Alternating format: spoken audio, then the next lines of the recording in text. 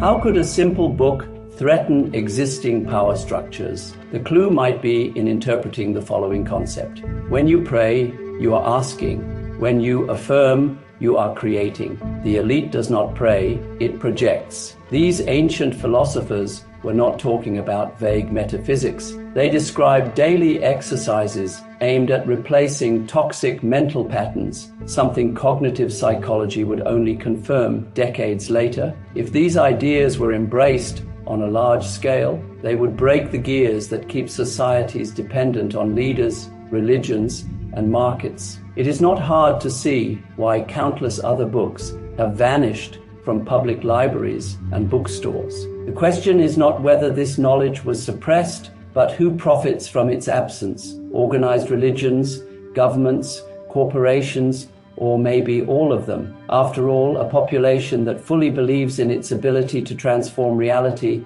does not need outside saviors, and that shakes any system built on rigid hierarchies. The only thing left to consider is how many truths you have accepted without a second thought, simply because everyone keeps telling you that is just how the world works.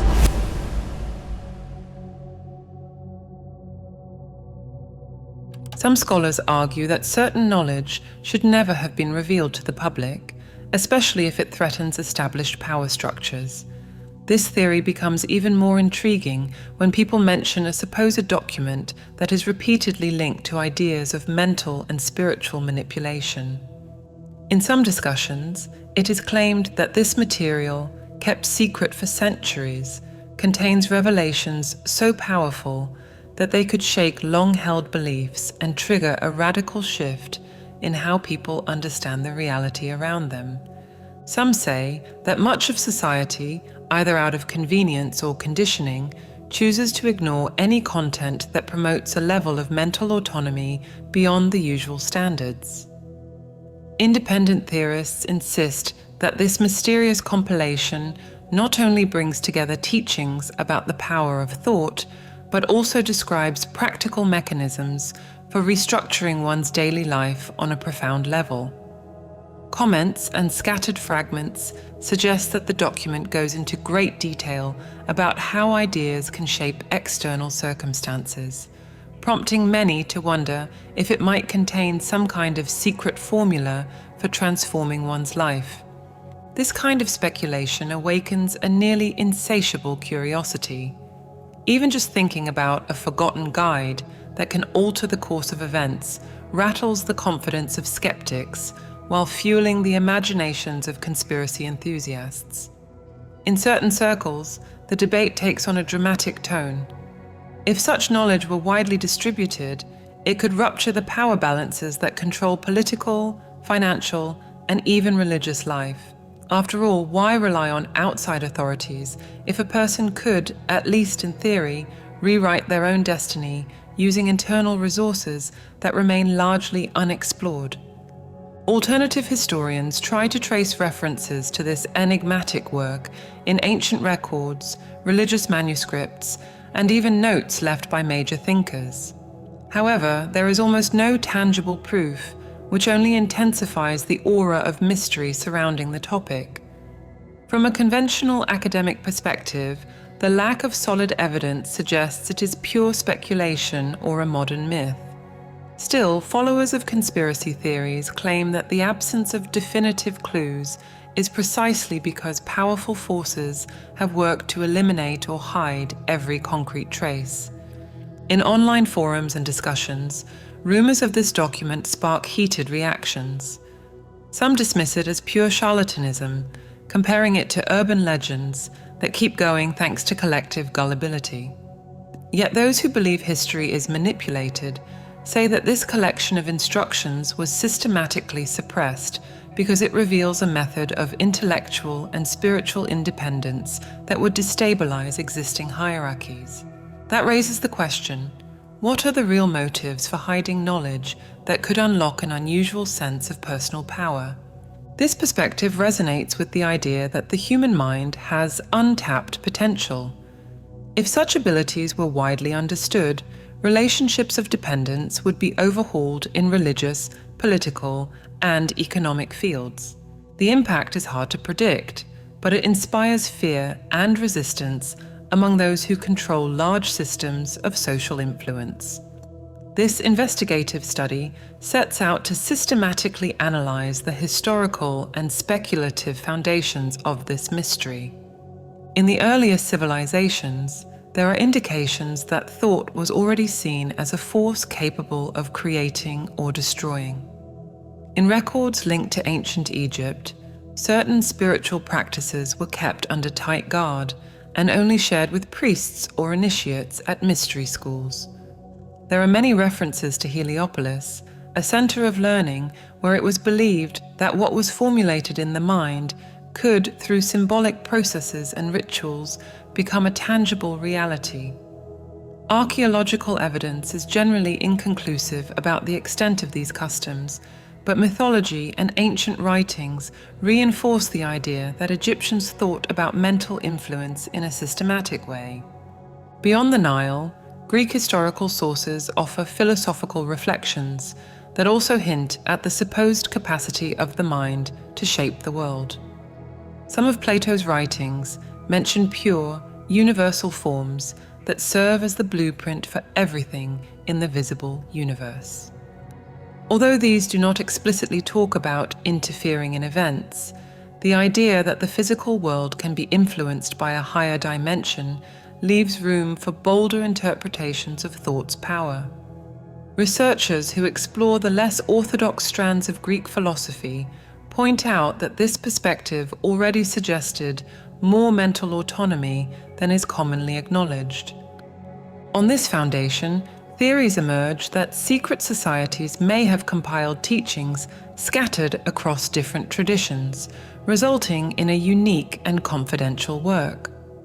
In alternative documents, it is argued that over the centuries, a few lines of knowledge inherited secrets about reality manipulation, passing them on only to initiates.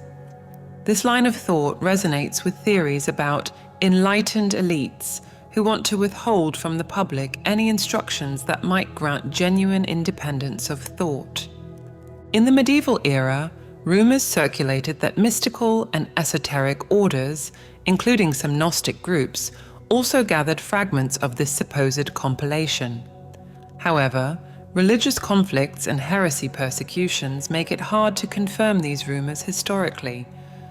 Complicating matters further, many writings that diverged from mainstream theology were lost, burned, or simply silenced over time. This lack of documentation fuels the conspiracy view that, if a handbook existed, it would obviously remain beyond the reach of official records. Even in the Renaissance, when there was renewed interest in ancient texts and occultism, including alchemy and Hermeticism, there were no unambiguous mentions of a single guide. Nonetheless, Renaissance scholars spoke of the microcosm and macrocosm and suggested that human consciousness was a key to channeling natural forces. Giovanni Pico della Mirandola and Marsilio Ficino, for instance, discussed the divine power of human beings to shape and alter their own destiny, although they never proposed a structured handbook compiling all this knowledge. In subsequent centuries, with the rise of the natural sciences, Western thought started placing enormous value on empiricism and the scientific method. As a result, many researchers dismissed or mocked the idea of shaping reality through mental processes. Still, writers linked to esoteric currents held on to the belief that the mind could, somehow, influence subtle dimensions of the world. In these circles, the theory of a hidden document, sometimes called the enigmatic compendium, not only persisted but began to spread among close groups of supernatural devotees and scholars. Modern times have reshaped this speculation. There is now a claim that if the masses realized they were not prisoners of external factors and could reprogram their deepest beliefs, it would spark a silent revolution. In this narrative, powerful institutions like governments, financial systems, and religious authorities would have strong reasons to suppress that knowledge because large-scale psychological liberation would reduce dependence on intermediaries and established leaders. This background provides context for citing major figures who studied the unconscious, such as Sigmund Freud, Carl Jung, and Milton Erickson, often invoked by those who believe in the existence of the mysterious document. The argument is that while these researchers shed light on the subconscious mind, they never taught practical methods for deliberately reshaping outer reality. Supposedly, that is the domain of this manuscript that remains hidden. Nevertheless, some people who accept the mind's strength still see these theories as humanity's age-old fascination with magical formulas and shortcuts to deal with life's hardships. The skeptical explanation is that individuals seek something that can give them a feeling of control because the unpredictability of existence can be overwhelming. Thus, the myth of a handbook offering extraordinary powers lives on by feeding the hope of escaping natural and societal constraints. Overall, the historical and philosophical references show that the idea of human beings influencing their destiny through the mind is far from new. This sets the stage for the conspiratorial angle to flourish in contemporary times, helped by the internet and the rapid circulation of information. Among the concepts attached to this mysterious knowledge is the notion that external reality adapts to the intentions and vibes a person projects, whether consciously or not. While it might sound mystical or even fanciful, many researchers and spiritual traditions have, in varying degrees, argued that consciousness affects the unfolding of events. This view is often explained by illustrating that everything starts at subtle levels. When someone thinks, feels, or imagines, they produce a kind of frequency that syncs with matching conditions in the external world. The supposed document expands on this idea, offering techniques to reprogram the subconscious so that the deepest beliefs and desires create the opportunities and conditions for that mental conception to appear in real life. One repeated interpretation of this key point involves alignment between the mind, body, and emotions. It is not enough to keep a superficial thought of, "I want this," or "I want that." The person must go inward until they truly feel the achievement is already underway. Some esoteric traditions explain this as vibrating at a certain frequency, believing that life responds to whatever signal you send out. The main thesis is that many circumstances do not happen by chance, but reflect psychological and emotional patterns. Scattered reports, allegedly from sources connected to this forbidden guide, feature stories of individuals who dramatically change their situation by adjusting their mindset. These stories often involve people who, by adopting a deep conviction of success and focusing daily on specific goals, overcame material limitations and even health problems. Mainstream science usually sees such examples as anecdotal, but they sustain the belief that the power of thought is overlooked and that certain institutions might worry about its widespread acceptance. From a conspiracy standpoint, that fear justifies covering up the truth. Governments and organized religions would lose influence if people took complete responsibility for their lives, no longer depending on dogmas, charismatic leaders, or top-down solutions. This is where the role of fear as a controlling tool comes in. When people believe external threats are unavoidable, they look to existing structures for safety. Consequently, the mysterious compilation would highlight the importance of breaking free from constant states of panic or insecurity.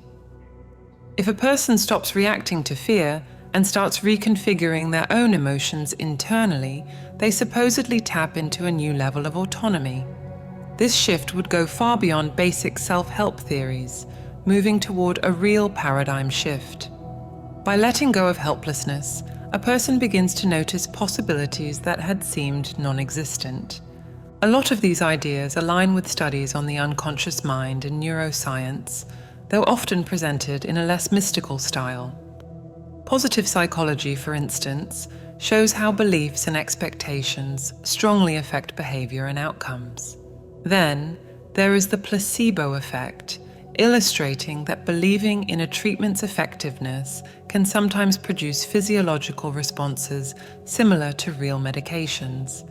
Even if some reject the notion of a completely malleable reality, there is general agreement that the mind is not a passive observer, but an active agent.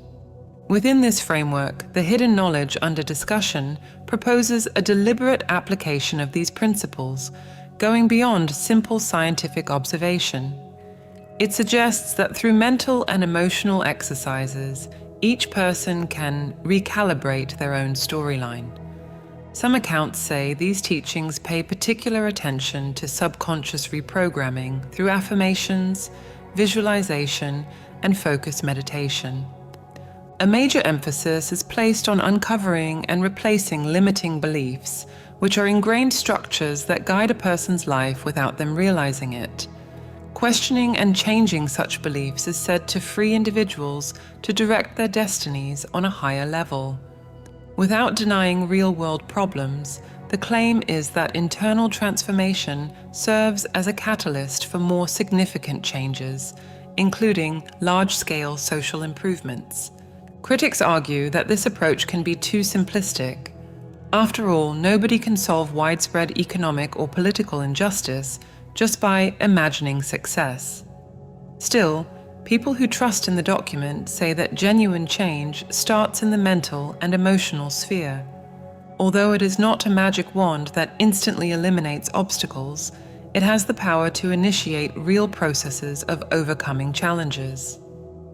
This worldview rests on three main pillars: mastery of the subconscious, turning fear into confidence, and expanding the idea that reality is, to some degree, flexible.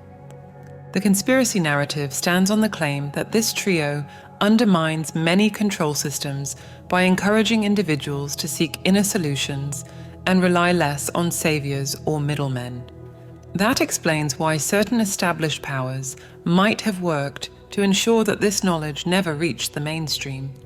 Some frequently cited points form the heart of these so-called secret teachings. One is the claim that habitual thinking sets the stage for the scenarios a person is ready to face. In other words, repeated thoughts shape behaviors and prompt consequences that materialize in daily life.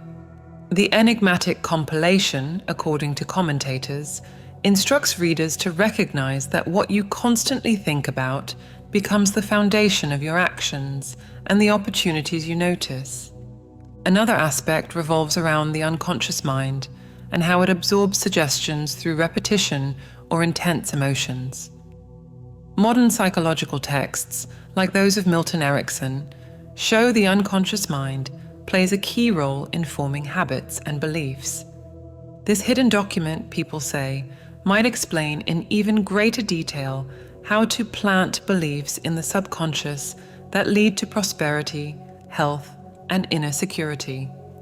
This premise challenges the notion that reality is purely random or shaped only by external factors. There is also the idea that fear is used as a tool of control. Groups interested in maintaining the status quo benefit from pushing narratives of danger and scarcity, because people, when anxious, typically look to authorities for protection or salvation.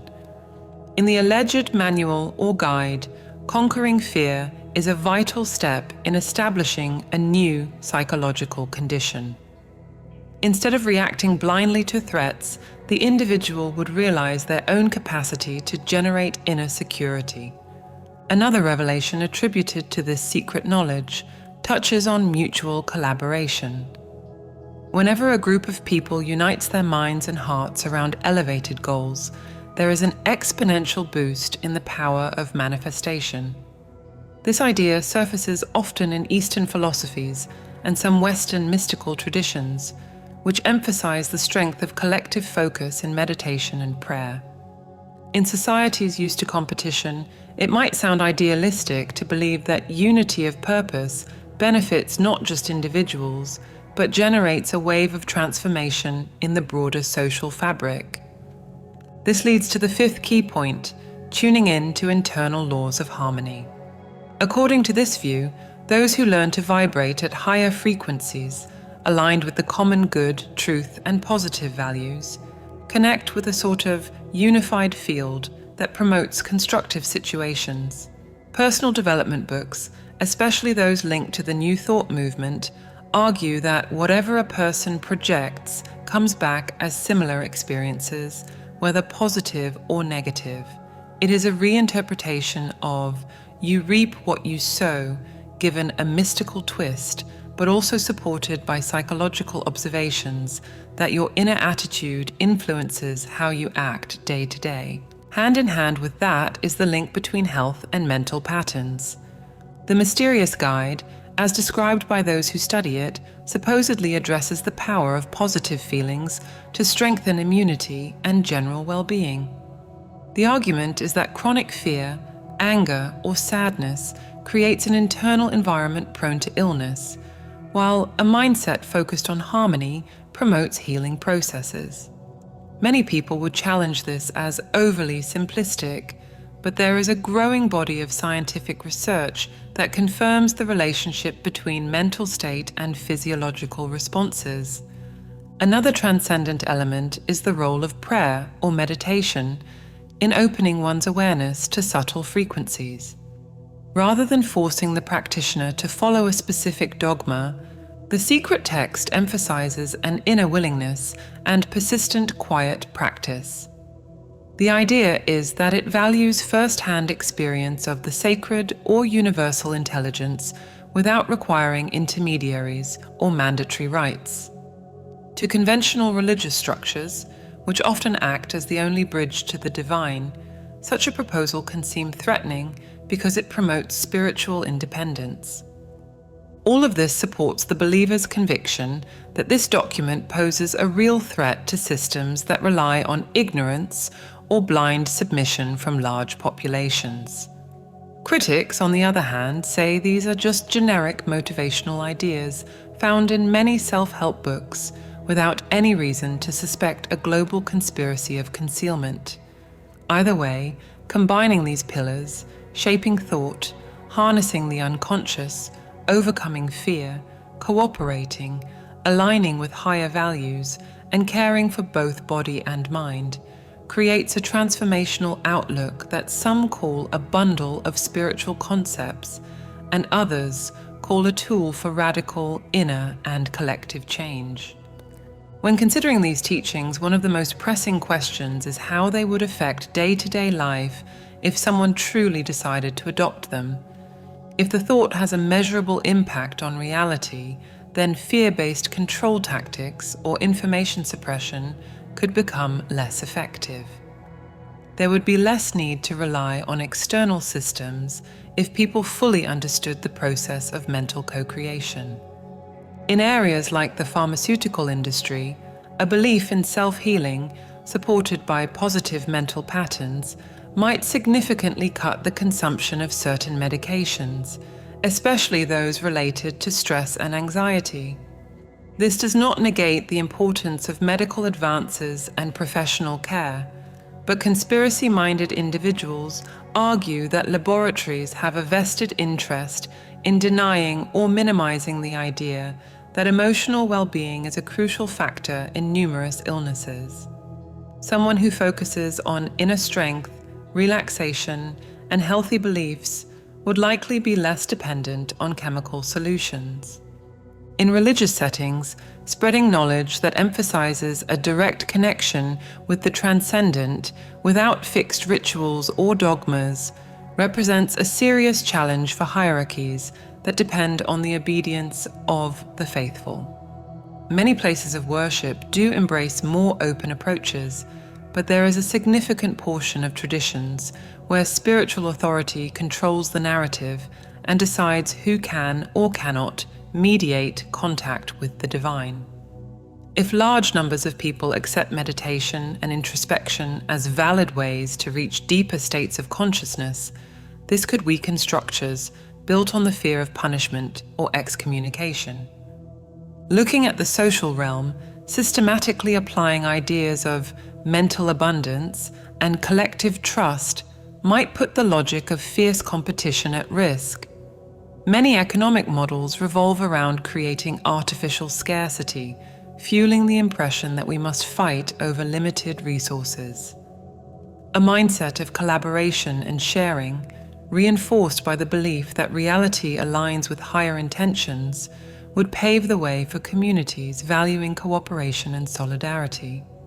Tribal societies, for example, rely on group unity for survival, and we can see parallels in modern collaborative economies that follow principles similar to these. On a personal level, individuals who take seriously the idea that thoughts shape circumstances may become more accountable for their own lives. Instead of blaming only external factors for failure or lack of progress, they examine their own mental and emotional habits. This sense of responsibility can be liberating because it shines a light on how much we can control our life experiences. Still, it also raises debates about the complexity of social injustice. Is it fair to say someone living in extreme poverty just did not think right to break free? That controversy is common and provokes a strong reaction.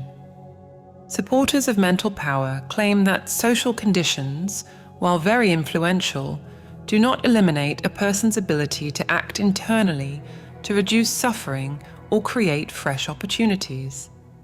Critics, though, believe this approach can be harmful if it places all the blame on individuals, ignoring massive structural issues like economic exploitation, discrimination, and lack of basic rights. A balanced perspective might be best, recognizing the impact of one's inner state while also acknowledging the need for external improvements. Nonetheless, the alleged document insists that internal change is the key first step in any real revolution, whether personal or collective.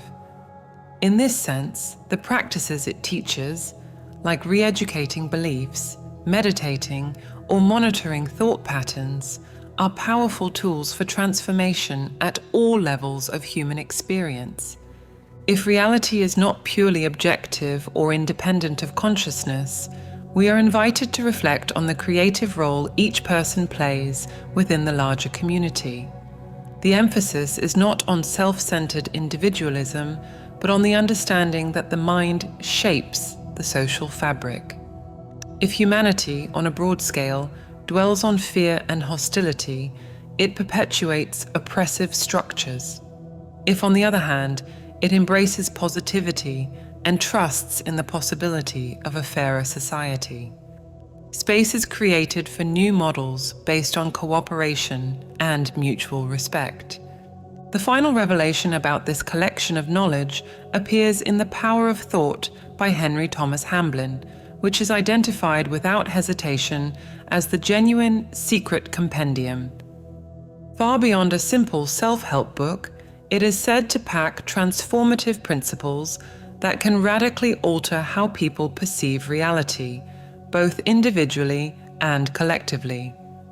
There are rumors that powerful groups have worked to keep this kind of material out of major publishing channels, fearing that if people learned the depth and reach of the mind's power, they would rely less on institutions that profit from fear and ignorance.